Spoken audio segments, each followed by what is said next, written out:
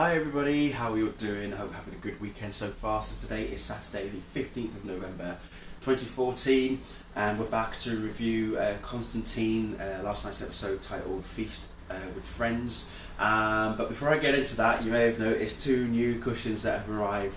Flash and Wonder Woman to go along with Superman and Batman, who are both sat behind me. There's Superman, there's Batman as well, so that's 4 of them so far. I may be getting some more, we'll see. So quite strangely I've been cuddling the Wonder Woman cushion since I've got the cover, so I don't know why, but don't judge. Anyway, yeah, I may get the rest. I'm thinking Aquaman, Green Lantern, Green Arrow as well, which is a given now that I've got the Flash, and obviously we've got Arrow on TV, so I think that makes sense to get that. Anyway, on with the review of Constantine. So this episode was quite interesting, and I have to admit it's good to see just how far they're willing to push the boundaries in terms of how much gory moments that they're going to put in the show, and this episode had quite a few of those moments. An old friend of John's, guy by the name of Gary Lester, shows up in Atlanta. He's come to see Constantine.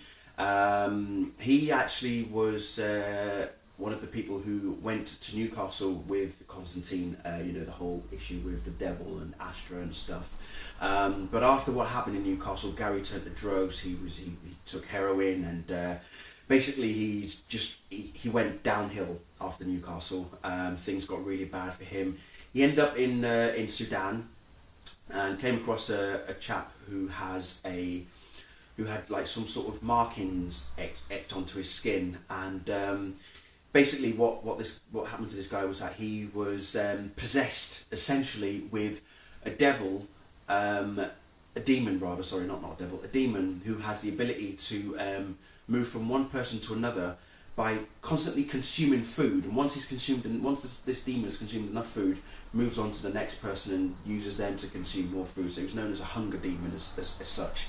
I think the name of the demon was Namoth or something like that, if I remember correctly. So yeah, Gary thinks he was doing this guy a favour by freeing him of this demon, which is actually in a form of a swarm of like beetles and bugs and such.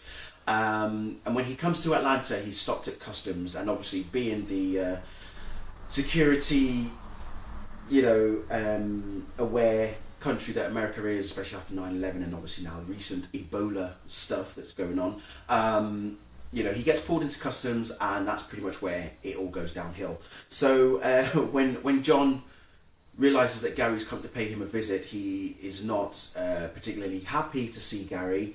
He knows that Gary has obviously been going downhill. We see Zed as well, you know, noticing who Gary is, trying to figure him out. God, I can't speak today. She's trying to figure Gary out, and obviously Zed has the ability to look at, you know, people's past and such, and by doing that she has to touch the person.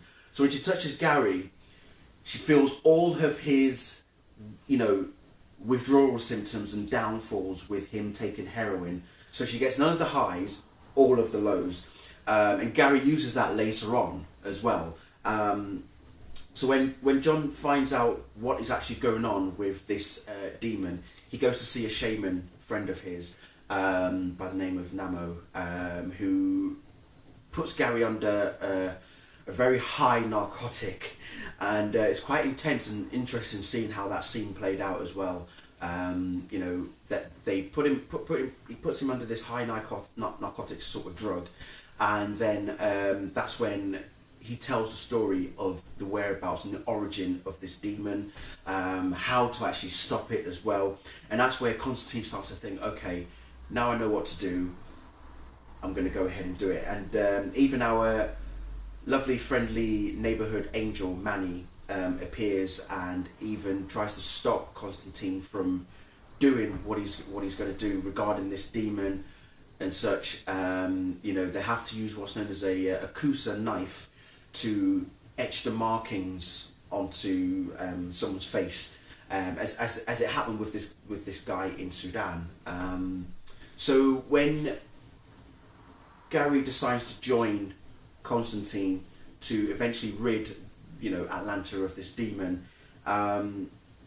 he eventually realizes what Constantine's plan was all along, and let's just say that Gary made the ultimate sacrifice. Constantine didn't want him to, but he felt that he was the only one that could do it because of the situation that Gary has put himself in, and especially with what happened after Newcastle. I'm hoping we'll get an episode that heavily focuses on what happened and what occurred in Newcastle. So who knows? We'll obviously see Gary Lester back again, hopefully, for that one. But yeah, no, this was a very heavy episode, particularly for Constantine. Whilst he doesn't like what Gary did after Newcastle, he still took him in and still decided to help him out. And as far as he was concerned, Gary was only doing it just for himself. But at the very end of the episode, they did come to a compromise as such. Constantine was getting a bit sentimental and sad as well. It just makes you realise that no matter how far someone has gone, it's just a question of how loyal do you stay to that person. How much do you want to save that person's life, even if it means they're going to make the ultimate sacrifice. So yeah, very, very good, very, very interesting in that sense. And as I say, it was pretty gory in certain ways. It was just pretty intense. So who knows? We'll see what happens after that. But next week's episode, titled Dance Val Do, I don't even know how that's even pronounced, to be honest. But we've got Papa Midnight featuring, and another big DC Comics character, Jim Corrigan, aka the Spectre, is appearing as well. So I'm looking forward to seeing Jim appearing for the first time. And who knows, if we do get to see the Spectre in full form at some point during the series, that would be awesome. Can't wait. Anyway, thank you all very much for watching. Speak to you all very soon.